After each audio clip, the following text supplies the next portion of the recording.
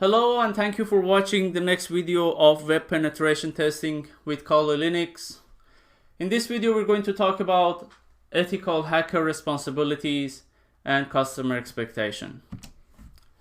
Ethical hacker or a penetration tester has some specific responsibilities. You need to make sure that you don't do anything outside of the scope of the contract. That's the most important thing to remember.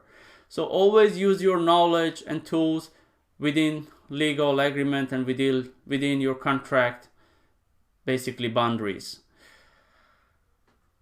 Only hack to identify security issues with the goal of defense. So make sure that you are clear about your role and you understand that you are there to identify security issues and communicate with the customer and nothing else.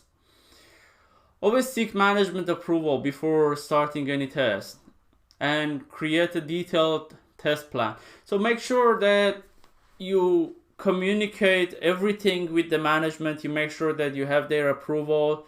They are clear about what kind of test you're doing.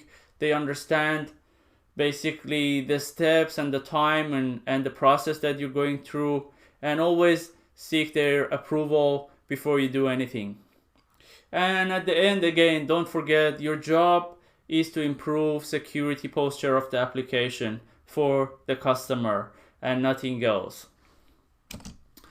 So what are the customer's expectations? So there are obviously some certain expectations from customer that you need to understand and you need to keep in mind.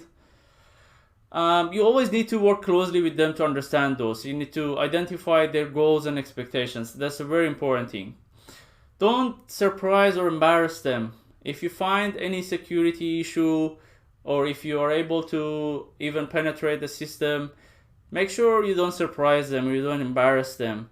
That's a very common thing in some security basically professionals and what they do, which is not necessarily a good thing. Make sure you're not really embarrassing customer by your findings. It is very important. So you just raise basically what you find in a positive, constructive way.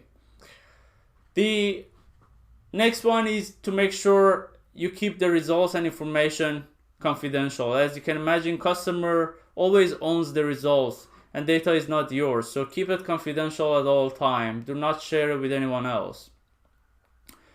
And customer expects full disclosure on problems and fixes. So again, because the goal is to teach customers and help customer to improve their security posture on the specific application, you need to fully disclose basically what you find and explain about the fixes as part of your report as well.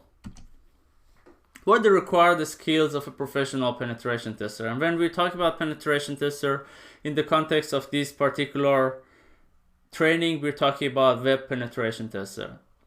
So you should be obviously a security expert. You need to have some experience on applications and vulnerabilities. You need to have some experience on operating systems such as Windows, Linux, Unix, etc. You need to understand TCP/IP. You need to have general knowledge about security and vulnerabilities and how to fix them. And you must be familiar with some hacking tools and techniques, which we will be covering as part of this training.